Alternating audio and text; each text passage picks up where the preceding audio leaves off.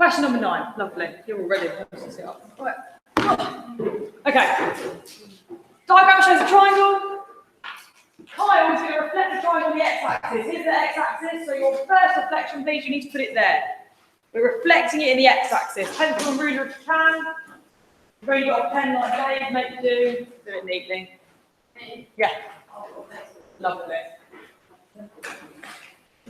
Not supposed to be borrowing stuff off each other. Okay. So you've got your reflection here.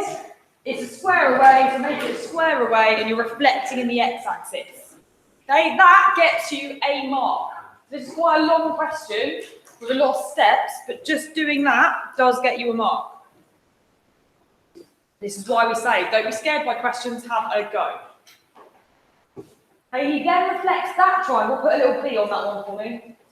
He then reflects that triangle in the line y equals x. Now you should know the line y equals x is the diagonal one, where all of the coordinates have the same y and x values, like 1, 1, 2, 2, 3, 3.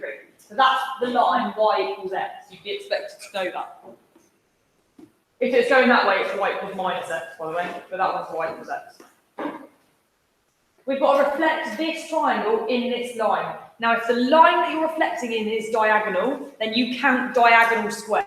So from here, we're going to count, that's 1 diagonal square, 2 diagonal squares, and a half. Half, 1, 2 means that that point's going to be up there. Same with this one, we're going to count diagonal squares. 1, 2, 3, 1, 2, 3. So you should be able to get it up there, okay? Reflections in diagonal lines are a little bit harder. Don't worry too much if that doesn't make sense, but it'd be a good thing to practice. Counting diagonal squares. If you folded it along that line, those two triangles would come together. And that one's called triangle C. Amy's then saying if she did the same, but in the other order, she'd get the same answer. Okay? So now let's do Amy. Amy reflects triangle A, that's that one, in the line y equals x, to get triangle D. Now, if you reflect this triangle, it's going to go there. Okay, there will be transformations every year. There'll either be reflections, rotations, enlargements, or translations. It's a really good idea to be confident on these and how to do them. It will come up. Okay, so that one's triangle D, and then that's going to be reflected on the x-axis, which comes down to there. And that one's triangle E. Make sure you label them all. I know I haven't. Make sure you do. Then they're saying, are those answers in the same place? So we're going to say no. Have a look at the grid. You get 2 marks for getting C or E in the right place. 1 mark if you've got B or D. And the last mark, again, they asked you a question. They said, is Amy correct? If they've asked you a question, it's not okay just for the examiner to look at the graph. Okay, they asked you a question, so we've got a communication mark, no, with supporting evidence. You can just write the word no. It's all right, we're not a chatty bunch of mathematicians. No is fine, but you need to make a conclusion. You do need to answer their question. Okay, so that's reflections. So reflecting in both the x-axis and in the diagonal line y equals x. So having all those in the right place and saying no, that's going to get you full marks on that question. Okay, I'm not gonna, or do I do?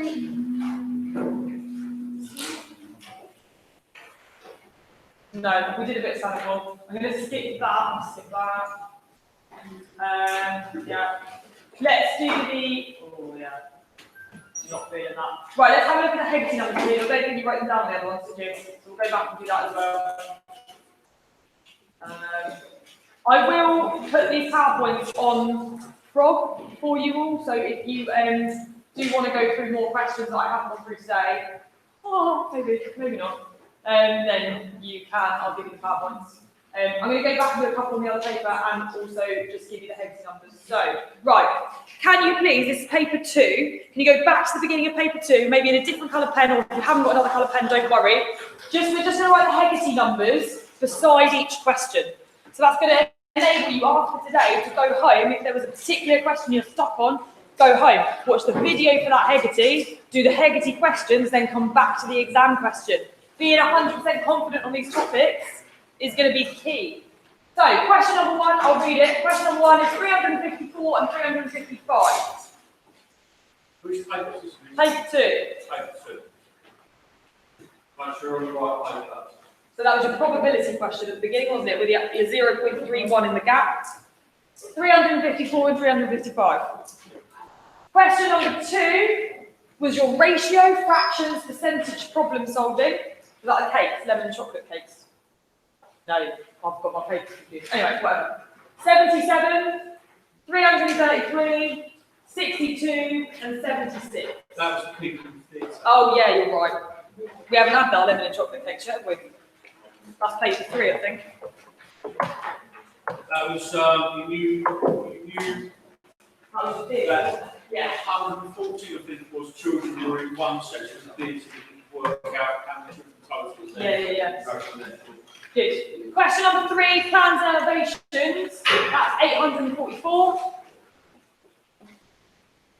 And question number 4, which was your Liverpool to Manchester one, that's 722. So I'm really impressed with how you're working. Spent the same all week. It's been really good.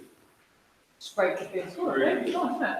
Right, number 5, similar triangles, which was the big triangle with the little triangle inside it. That's number 612. So big divided by small, scale factor for that one. Actually, considering you've not been in school for such a long period of time. Oh, well impressed. You've done a really good job.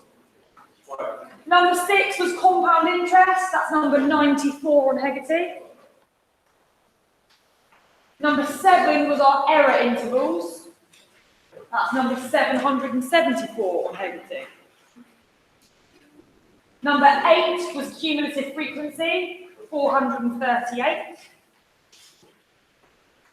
Number 9 is the one we've just done, reflections, 639, 640, and 657. 639, 640, 657. 10 we didn't get to, that's standard form. So number 10, 121, 124, 127, 126, and 123. All the 120s, basically. The standard form, number 10, is these 3 here. 121, 124, 127, 126, 123. Number 11, solving equations of algebraic fractions, is number 187. 1, 2, 3, 4, 5, 6.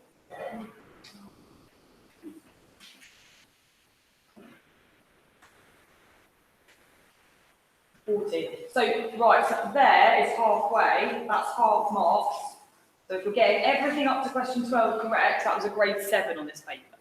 Okay, so bear that in mind. When I'm going through these numbers, I'm going to keep reading them all the way down to the bottom, but bear in mind that up to halfway, we're getting half marks, then that's still grade 7. So these ones underneath, some of them you'll definitely be able to get some really easy marks on these. Don't assume that just because it's at the end of the paper it'll be too hard. Some of the easier marks are actually towards the end. There's this one that looks really awful. It's got an equilateral triangle, and if you just put 60 degrees in the corner, you've got a mark. So that was all right. Where do I get to? Question number 12 was 364, 360, and 361. Question number 13 was a histogram. I think we did do histograms this year. 443 and 87. Question 14 is recognising types of graphs. That's 303, 299, and 300. Question number 15, proof and circle theorems. We're getting quite difficult now. 596 and 611. Question number 16 is 53, 54, and 69. Question number 17, 547, 62, and 76.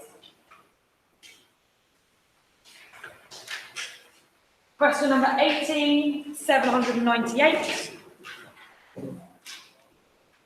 Question number 19, 244.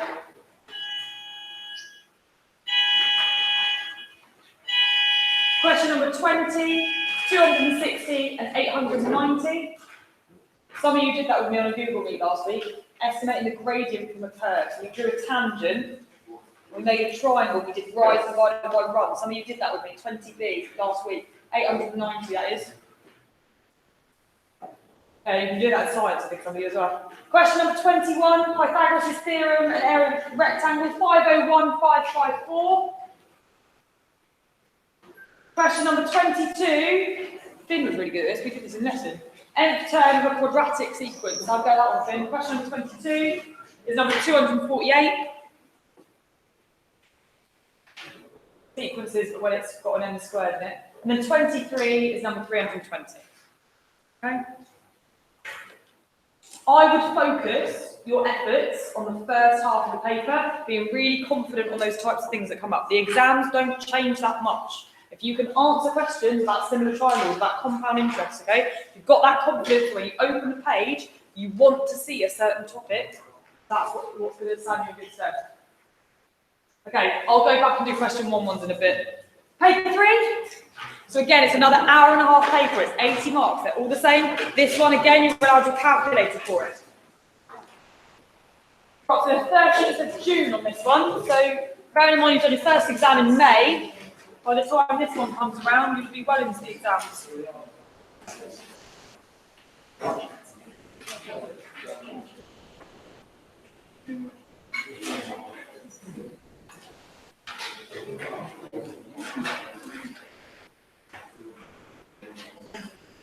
Right, this looks so scary, this question, but it's just all about understanding what the actual little symbols mean. This is set notation.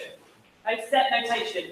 This squiggly little E up here, that means the universal set. Okay, that's the proper name for it. And what I want you to think about is that that is your universe right now. All you know about in the world for the purpose of this question are the odd numbers less than 30. And I personally would write them down.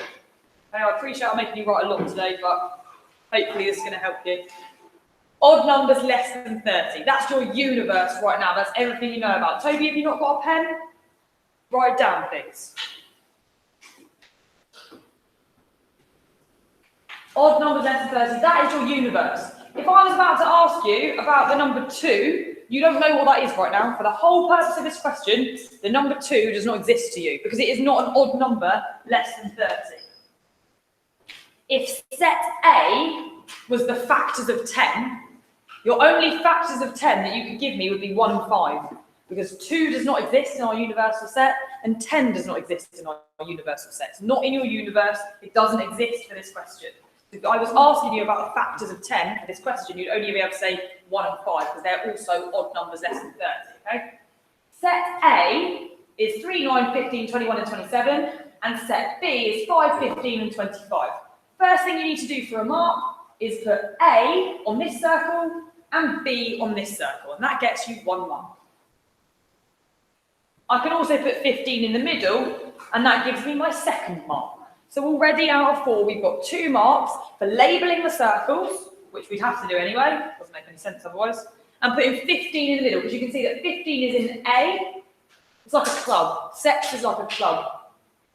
These numbers are all in club A, and these numbers are all in club B. So if there's a number in both, we can put it in the middle, and that's called the intersection, where they cross over, it's where they intersect. So 15 can go in the middle, and then whatever numbers are left in A, and whatever numbers are left in B, they go on the outside, and that's now 3 marks out of 4. How do I get the 4th mark? Guys, my universe is not complete right now. I've got numbers in my universe that aren't inside that rectangle. So see how this squiggly E is here? The squiggly E is here. Here are all my numbers in the universe. At the minute, this does not represent the entire universe. If someone didn't have this information up here, at the minute they only know about these, they don't know about my universe. So I need to put all the numbers that I haven't had so far, that are in my universe, on the outside of the circles. And then if someone looks at it, they've got all the numbers that are in my universal set, including what's in A, including what's in B. I now wouldn't need to give them that information up there. The diagram says everything that we need to say. And you might just want to double check and count There are 15 numbers up here, so just double check that you've got 15 numbers in there. Missing one number would lose you a mark, and it's such a silly thing to lose a mark for. So out of 4, let's make sure we get 4 strong marks. Really nice, easy first question. I think we cross them off when I've written up. Yeah, I think you're right. The diagram, so cross off the number, so I'll put them on the diagram underneath. Because I am the person who will miss the number out. Yeah, me too. And I'll just count at the end. I've still got 15. Good, yeah, done. Okay, a number is chosen at random from the. Oh, hang on, I've got the mark scheme for that bit. So 1 mark for labels, 1 mark for 15 in the middle, 1 mark if you get that bit right or that bit right, which is quite generous. So even if you only went 15, 5, 25 and wrote A and B, you're still going to get 3 marks. Okay, and your 4th mark is for having it all completely correct. Nice. A, U, B, this is called the union. This is called the intersection. Okay, so for this next question, a number is chosen at random from the whole entire universal set. What is the probability that the number is in set A, union B? This one's union, this one's intersection. And they mean different things. So this one's the union. I like to think about the Union Jack when I think of that. The Union Jack is made up of like 3 different flags, isn't it? And they all come together and make, is it 3 or 4? I don't know. It's made up of lots of different flags. It's the union, it's the coming together of lots of things. So we don't mind for the union, anything that's in A or B. So you can think of that one as a bit like or. Anything in A or B. This one is very picky, okay? Like when you grab a machine at the arcade. It's going to come down, it's only going to pick it up if it's in the middle. It's got to be in the intersection. So this is your union, this is your intersection. This one will only pick it up if it's in the middle. It's really picky, okay? So if we want the probability that a number is in A union B, A or B, then we can take any numbers from the union, which is all of this. What's the probability of me picking one of those numbers? It's going to be 1, 2, 3, 4, 5, 6, 7 out of how many numbers are all together, which is 15. 7 out of 15 is going to be your answer. And again, that's another 2 marks. We've got 6 marks on this first question. Bearing in mind that 14 marks is what we needed for a grade 4. 6 marks on this first question is really, really generous. You get 1 mark for 7, 1 mark for 15. And also this is a follow-through question. So notice the FT, the FT. So if you messed up this and you forgot about the numbers on the outside and you only had, I don't know, and you put, I don't know, 1 out of 7 or something, you'd still get a mark for 7 because you thought that was what it was out of. If you mess up the graph, it's not going to stop you getting marks on the bottom of it, if that makes sense. That card that Scott says put up on the right, that's the London little revision card. So if you get a chance to write that out, that's another one. And again, I'll give you the Hegarty numbers so you can also go and do the Hegarty that's on this as well. Okay. Any questions on that one? No. Lovely. Imagine that's not there. Okay. Solve simultaneous equations. To solve simultaneous equations, simultaneous means doing 2 things at the same time. Solving means working out the value of the letter. So we've got to try and work out what x is, and we've got to try and work out what y is. So we need to find out 3 times something, add on y makes -4, and 3 times something, take away 4 times the something equals 6. So we've got to solve both of these equations, and they've both got to work at the same time.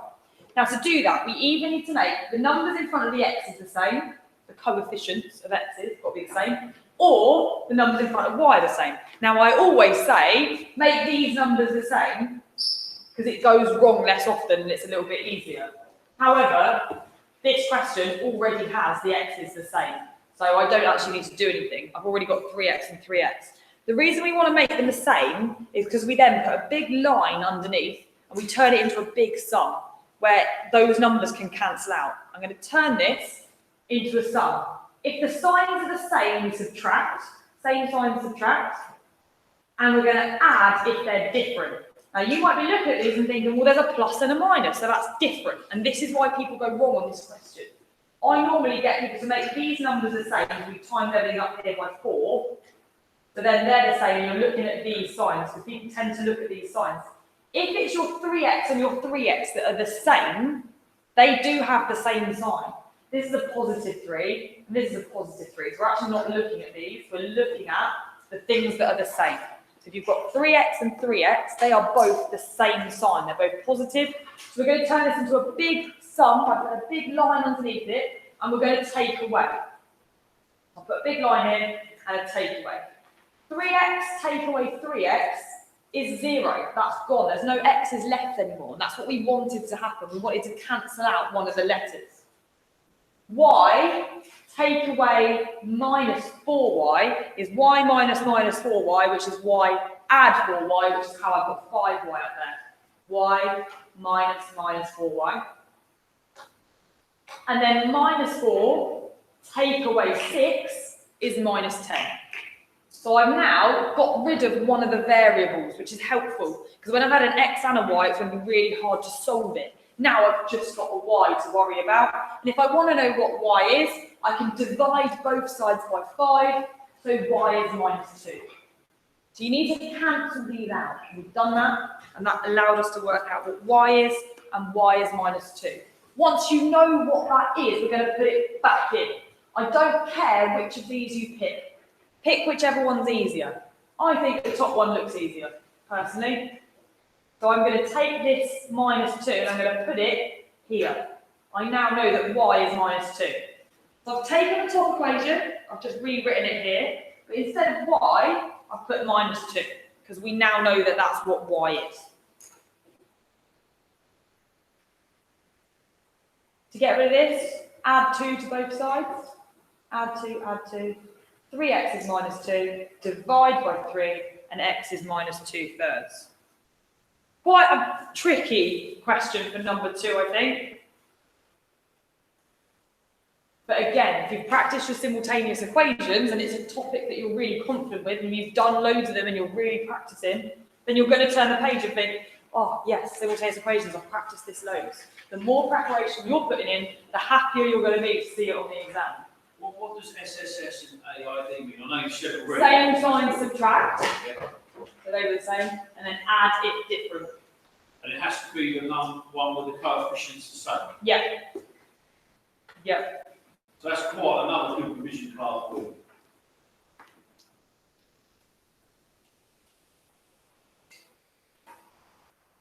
Right, cool. The table shows some information about dress sizes of 25 women.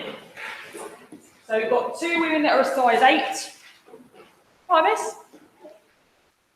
9 women that are a size 10. We've got 8 women that are a size 12 and 6 women that are a size 14. What we're going to do, we're going to line them up in order from the size 8 all the way up to the size 14. And I'm asking you, please, what is the medium dress size? Medium, we've said already, is the middle. So if I line all those women up in order, I want to know what is the size of the woman in the middle. Now, with the median, you need to remember, if I've got 5 fingers on my hand, my middle finger is not my 2.5th finger, it's my 3rd finger.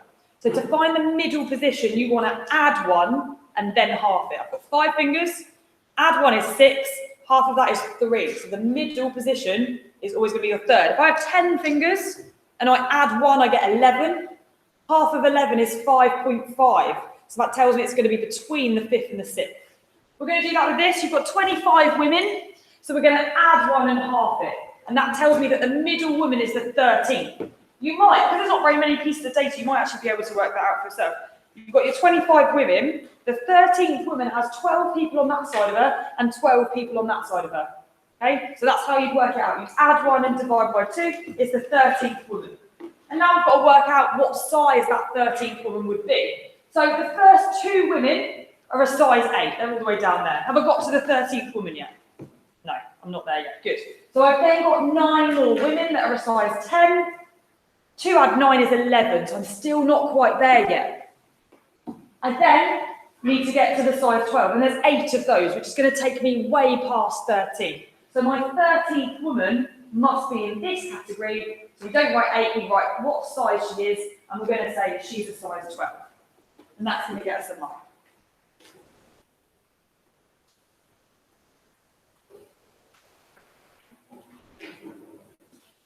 Three of the 25 women have a shoe size of a 7, Zoe says that if you choose at random one of the 25 women, the probability that she has either a shoe size of a 7 or a dress size of 14 is 9 out of 25 because there's 3 women with a shoe size of a 7, add the 6 women with a dress size of 14, so the probability would be 9 out of 25. And this is one of those trick questions. Do we know that the 3 women with a size 7 are different to the 6 women that are a size 14? They could be the same women. So we couldn't just add them together because we don't know that they're different. And the mathematical way of saying that, you can just write, no, because a woman could be both a size 14 and have a size 7 shoe. That would be okay for that mark. But the mathematical way of saying it, a good way of saying it is going to be to say those events are not mutually exclusive. They're not independent. Okay? They could happen at the same time, and so we can't just add it together. We'd need to know a bit more information on that one.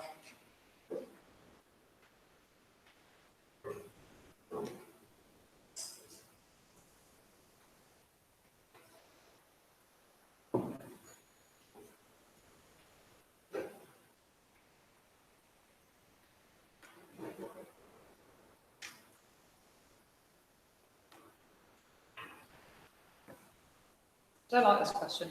Raises more questions to me about why we're looking at dress as a woman. We're going to that. Also, that's probably not representative. Anyway. Right, next question. Oh, ignore that, it's not there. Let's pretend. Daniel bakes 420 cakes. I told you there was a cake question. Daniel bakes 420 cakes.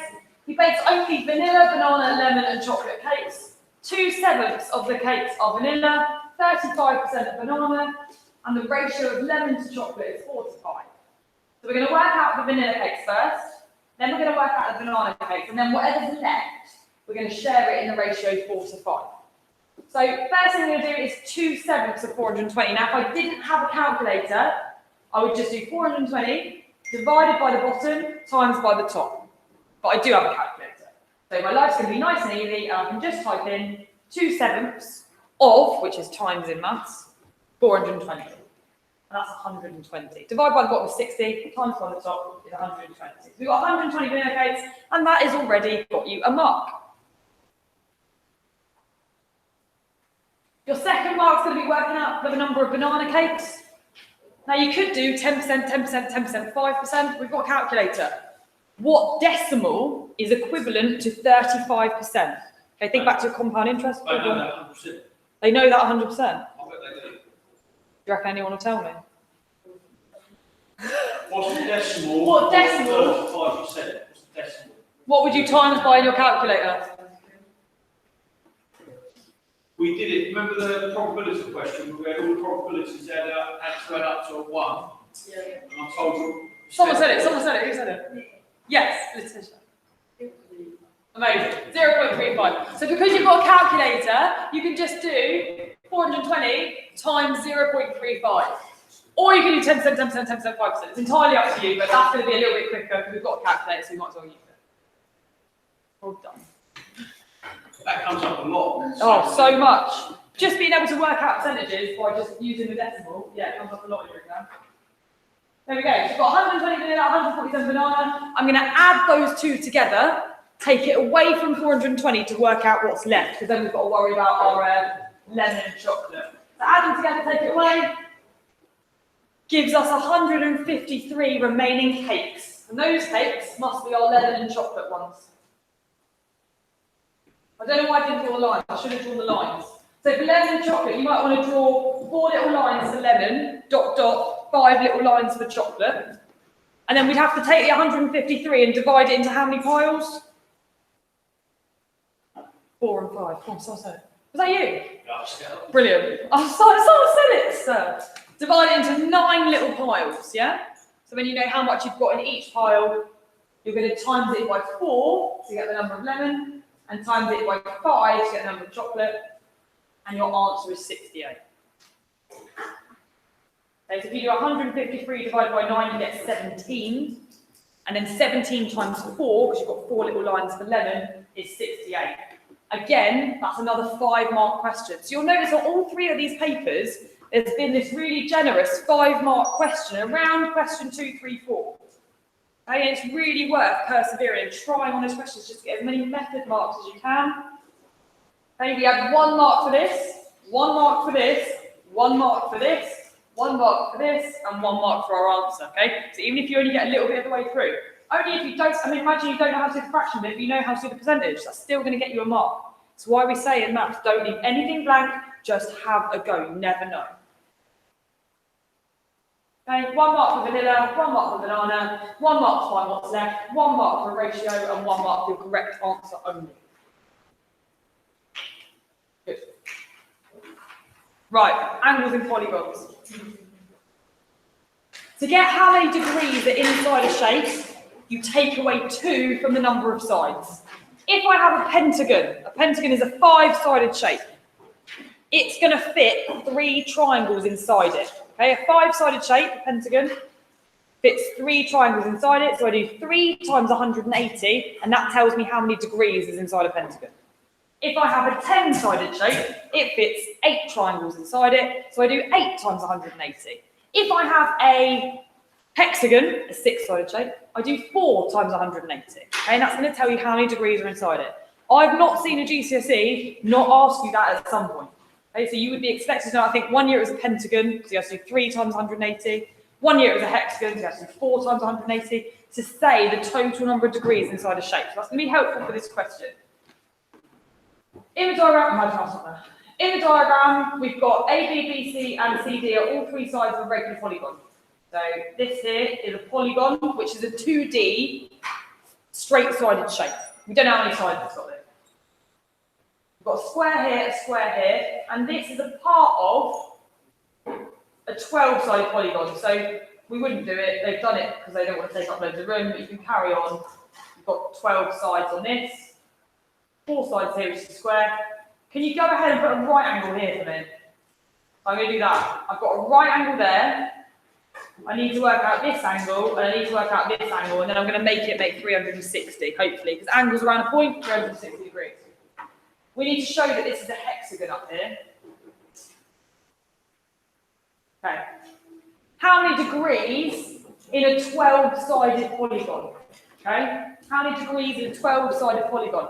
So if it's got 12 sides, how many triangles fit inside it? It's always 2 less. So the 12-sided shape, we're going to do 10 lots of 180, and that's how many degrees are inside the shape.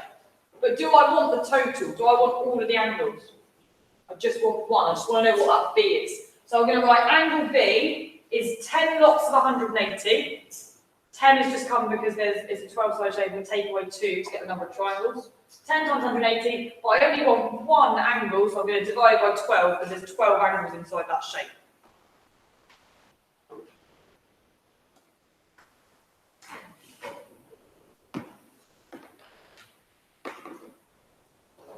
That's 150.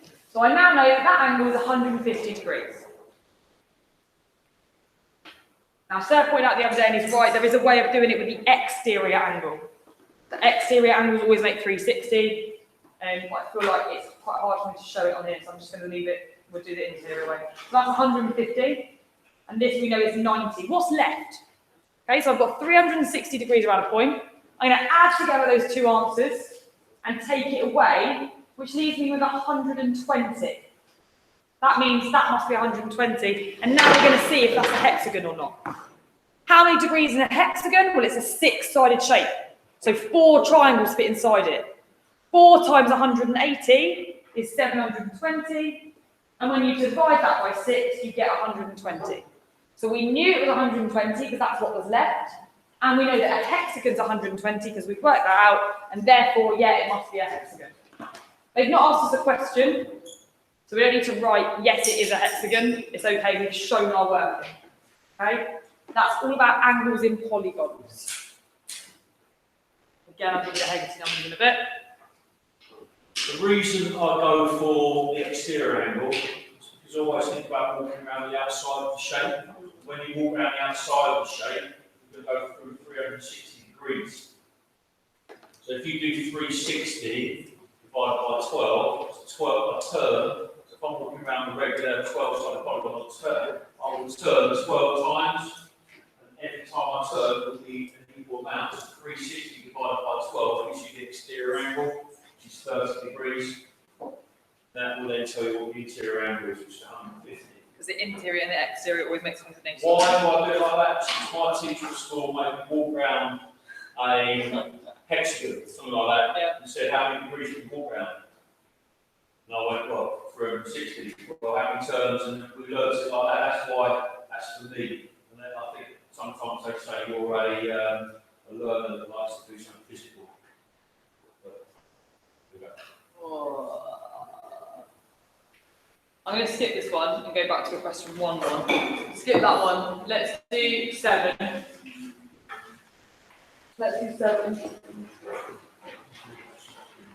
Again, another topic you've done this year. You've got right angle triangle. Right angle triangles are going to be one of 2 topics. It's going to be Pythagoras or it's going to be SOHCAHTOA.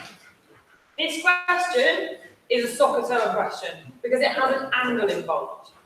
Okay? We can only do Pythagoras if we have 2 sides and we want the 3rd side. Here I've only got 1 side, so I'm not going to be able to do Pythagoras because I can't do 15 squared and what other number squared, I don't know. I don't have another side. So I've got an angle and I've got a side. So this is going to be a SOHCAHTOA question. So the first thing we do with SOHCAHTOA, we label our sides. Your longest side, the one opposite the right angle, is the hypotenuse. So we're going to put an H on that. The longest side, so you go over from the right angle, that's your longest side, that's your hypotenuse. Then imagine you're stood in this angle, and this side opposite you is your opposite, and this side here is called your adjacent. I was telling everyone yesterday, I taught a student, and I spent the whole lesson doing SOHCAHTOA, and I kept saying adjacent, but I obviously don't speak very well, because I went over to her work and she put a J here. She was like, that's the Jason. I still don't understand how she did it, but it came to be a bit of a class joke that to find Jason, Jason's always in between the 2 angles. So we've got an angle here and an angle here, and wherever the 2 angles are, that'll always be the adjacent. And it just helps me remember now, straight away, I'm like, oh, that's the adjacent, because it's in between the 2 angles. Silly. how do you remember SOHCAHTOA? Remember it. I think my class came up with some quite unique ways when we learned that. Oh. But I don't think we need them now, Gabe. There are lots of, what are they called? What are they called? Acronyms. There are lots of acronyms. Remember? I personally just go SOHCAHTOA. Yeah. Silly old herring, quarter herring, trawling off America. Said my maths teacher to me in 1984. Get me in trouble. Right. If anyone wants to know a way of remembering it, ask Gabe at the end. Right. Gabe, stop. Thank you. Okay. Once you've identified the side you want to know and the side you already know, that's going to tell you whether it's SOH, CAT or TOA. On this question, I don't know the adjacent and I don't want to know the adjacent. So it's going to be the opposite and the hypotenuse. Opposite, I want to know, hypotenuse, I already know, and that tells me it's SOH. Cover up the thing you want to know, which is the opposite, and do the sum that's left behind, which in this case means we're going to do S multiplied by H. You're covering up the O, doing the sum that's left behind. S is sin, C is cos, T is tan. So if I was using this triangle, I'd do sine 23. If I'm using this triangle, I'm doing cos 23. If I'm using this triangle, I'm doing tan 23. But because I'm doing SOH, it's going to be sine 23 times by H, which is the hypotenuse, which is 15. Again, SOHCAHTOA will come up at some point, and it will be worth 2 or 3 marks, and just expect to see it in your GCSE. It's a really good question to practice. Again, it's going to guarantee you 2-3 marks. They're not going to mix it up. It's going to look pretty much like that, and you can expect to see it in your GCSE, so it's a really good one to be practicing. The answer is 5.86, which makes sense. If you've got a number bigger than 15, you'd know you've done something wrong, because 15 is my longest side, that's my hypotenuse. I want a shorter side, so 5.86 is a sensible answer, and I'm happy to write that on the next slide. Okay, question number 8, I'm going to skip, that's a horrible question. Question 9. A box plot. Have we done box plots? Got confused faces. I'm going to say we might have done it, but we don't remember doing it. Okay, a box plot's got 5 really important pieces of information. This point here This is about male students and female students spending money on their holiday, okay? This value here is the male student who spent the least amount of money. So we know that he spent £20. Very sensible. We probably put the rest in the savings account that Sarah recommended. We've then got this value, which I'll leave for the minute. This one and this one. Let's do this one. So this is the person who spent the most amount of money. So this male student spent £750. Quite different. It's quite a big range between the least amount of money that was spent and the most amount of money that was spent. I've then got three other values. I've got this one, and this one. Now I want you to imagine that I'm lining all of these boys up on the stage from the student who spent the least amount of money over here, that's our £20 person, all the way up to the person who spent the most amount of money over here, that's our £750 student. Now if we go back to the student in the middle, the average, this student is our median, okay? And that student is this one here. So we know that he spent £250. And so I know that everyone that side of him spent less than £250 and everyone that side of him spent more than £250. We then do this one, which is called the lower quartile. So this is like cumulative frequency question, remember? So I'm interested in this guy because he's in the middle, but I'm also interested in the person who's the first quarter. So if you imagine going halfway between this person and our £20 person, so about here, I'm also interested in how much he spent. And that's that line there. So that person spent 150. So that means everyone that side of me spent 150, less than 150 pounds. From here to there, that's 150 to 250. And from here to here, this is my upper quartile, that's that one there. They spent 330 pounds. And then this one here, the most amount of money is 750. And everyone in between, we don't really know what they spent, but it gives us a really good idea of how spread out the data is. And we're interested in the size of this box. And that box is called your interquartile range. It's the difference from the lower quartile to the upper quartile. The word range should say to you big take away small. But because it's the interquartile range, it's the big quartile take away the little quartile. So the upper quartile take away the lower quartile, which is our 75% person here, take away our 25% person there, and that gives us the interquartile range. And that's the middle 50% of the people, and it tells us how spread out the middle 50% of the people are. 25% of the boys are here, 25% of the boys are here, 25% of the boys are here, and 25% are spread out over this distance here. That's a box plot. I think it's quite helpful information, but it looks quite scary when you've not done it. But it's okay, now that you know what the 5 values are. So that's our interquartile range. If I asked you for the range, you would do 750 take away 20. That would be the total range from the highest to the lowest. Interquartile range is just 75% to 25%. We've then got the girls. This is really nice. They've given you everything you need. They've not even tried to be difficult. They've said, right, least amount of money spent by a girl, lower quartile, median, upper quartile, and largest. You just need to draw it. And you need to label it female students, please. So using the values that they've given you, or using my graph because I've drawn it nicely for you on the board, ignore the blue lines, that's the working from part 1. The green box there is your box plot for the females. And we're just using these values. So your smallest is 60, lower quartile is 180, median 300, upper quartile is 350, and the largest is 650. And it's going to be 2 marks just to draw that. To be honest, there's 5 lines up here. And when they tell you that the females also have 5 things, you think, I'm just going to do the same as they've done up there, even if you didn't know what you're doing, wouldn't you? It's all about having a go.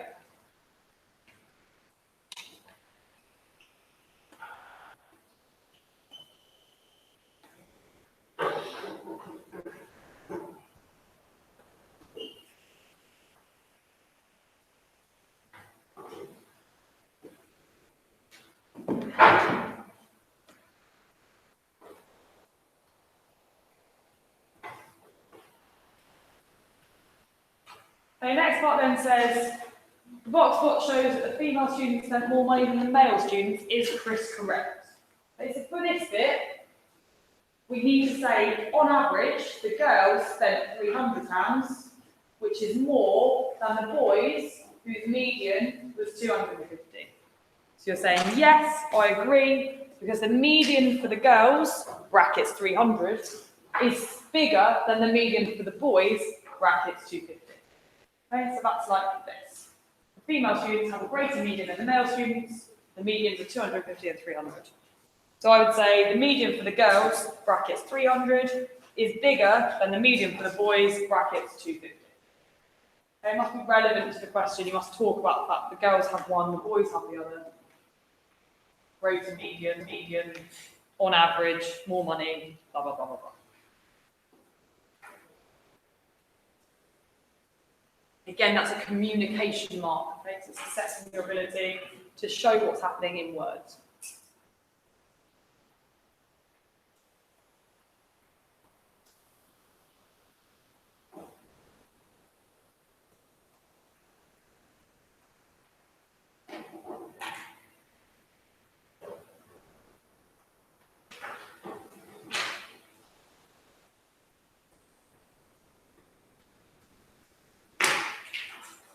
Okay, do you want me to read it, or is it easier if I don't? Easier if I don't. Go for it. So these are the Hegarty numbers for this paper. So paper 3. Can you write down, please? The Hegarty number is on the end here. Question numbers on the left there. Write down what Hegarty numbers go with what question, so that when you get home and you think, yeah, I didn't really get that one, you can watch the video and go over it. Right, please.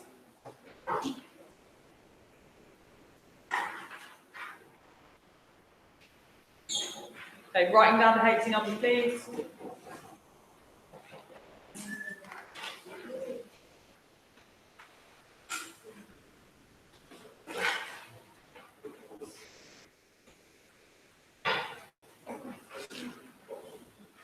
Okay, we went through 27 marks of that paper, so that would confidently get you a grade 5.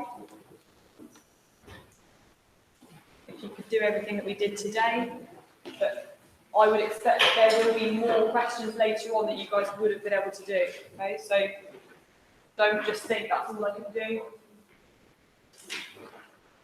Okay, write down your Hegarty numbers.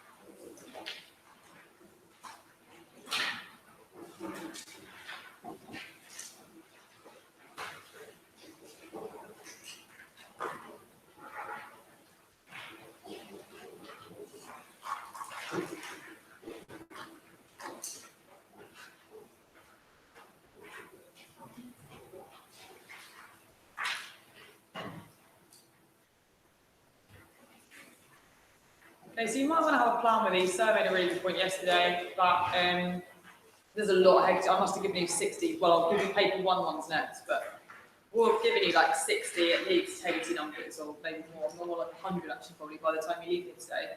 And that might feel a bit overwhelming. It might be good to make a plan and say, do you know what, I want to do 1 Hegarty each school day, or each Monday, Tuesday, Wednesday, Thursday, Friday, before we come back in September. Or I might want to just do 30, and I'm going to write down which 30 I think are the most important, and I'm going to do those. and write it on a schedule. Like Sir said yesterday, if you have a to-do list and you tick it off, it feels really satisfying. If you have a plan for when you're going to do them, you're more likely to do them. If you go home today and you just think, oh yeah, I'll do those at some point, you're probably not going to do it, and you're going to come back in September having not done it. So it's a really, really good idea just to set yourself a plan. That might look different for all of you, okay?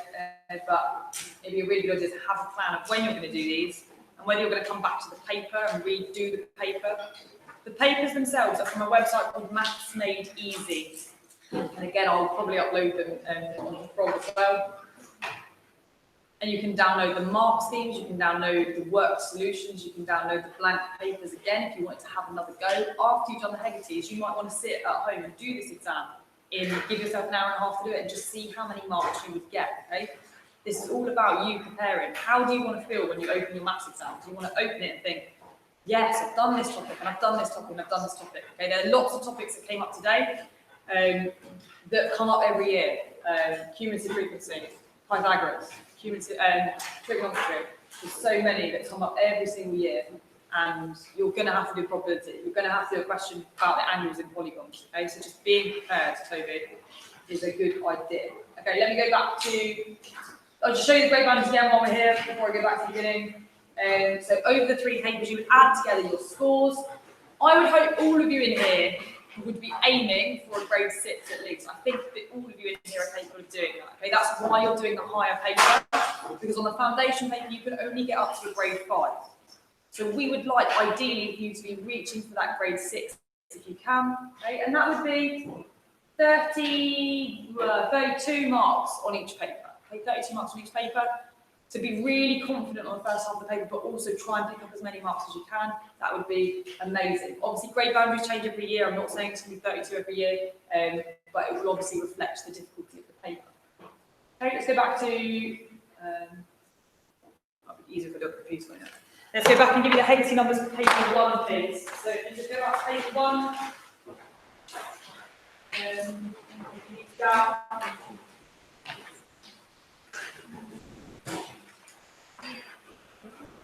You might just decide, I'm going to do all the Hegarty's up to question 10 on all 3 papers and come back in September being confident on those topics.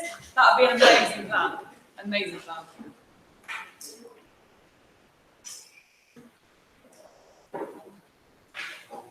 And we're not going to set them, okay? You guys know that you can go on Hegarty, you can search the number, and you can do it. You need to be independent. We're not going to tell you what to do. Some of you will know that some of those topics you're absolutely fine with, and some of you will know you need to practice them. And so that needs to be on you. That needs to be your independent.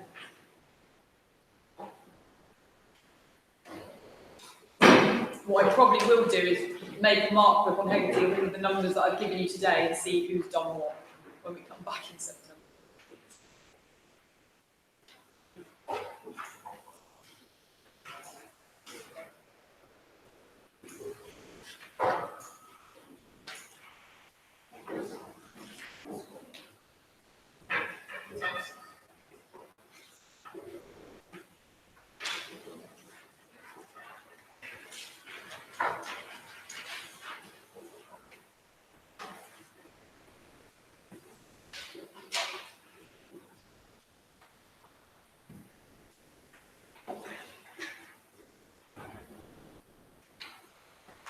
If you get stuck on a topic, you can message your teacher on Hegarty Maths. So as a teacher, I get a little message that comes up to my bell on my homepage, and then I can reply to it. If you're stuck on something, can't understand it, you can message on there. Do you guys know that as well? You've got a bell at the top of the screen on Hegarty Maths, and it will be red if your teacher's left you a comment. And you click the red bell, and then you press your teacher's name, and it will say what they've already said to you. Those people, when I see them logged in, have got the bell red. It's like having a notification. Like, you wouldn't leave a notification unchecked on your phone. No. So click that, see what your teacher said, and then, yeah, like Sir said, if you're stuck, please watch the video first. Some people that leave me a comment like, I don't get it, I'm like, have you watched the video? And Hegarty's got that thing now where you click get help, and it takes you to the exact same question point of the video where they're doing the same example as the question that you're saying that you're stuck on. Okay, so use that feature, watch the video. If you still don't get it, absolutely send us a comment saying that doesn't make any sense, can you go through it? and we will more than happily help you. But again, you need to check back to that red bell to see if we've come back to you and left you that feedback. Sorry.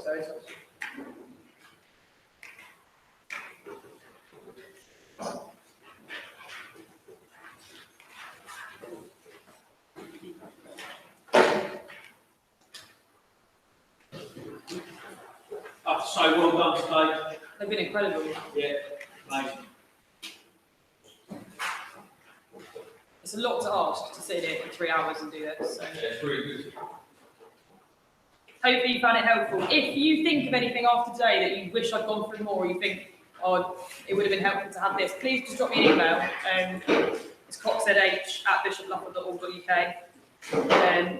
And I will, like I said, I'll put this PowerPoint up on Frog for you all so that you'll all have it at home if you want to go back through anything.